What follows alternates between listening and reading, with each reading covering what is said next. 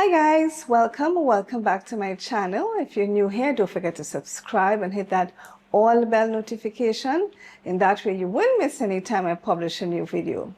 All right, so what are we going to be making today? Well, today we'll be making fried okra.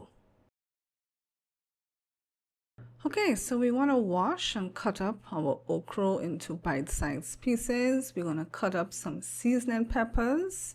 We're going to cut up some onion.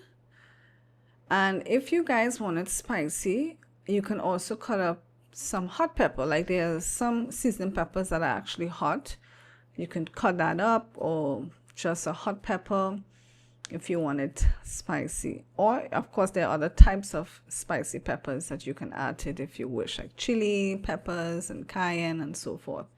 So we notice we chopped up the onion nice and small, and of course we have our peppers there, and we have our okra.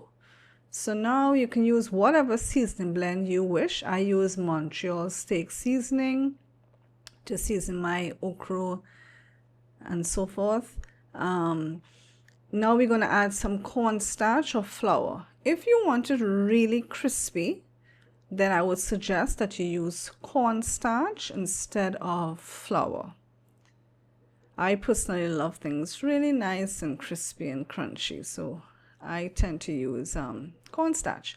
All right, so we're going to add some coconut oil to our pan.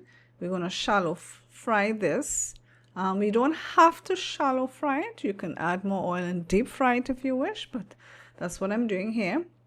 What we basically do is we fry our okra until it's nice, golden, and crunchy.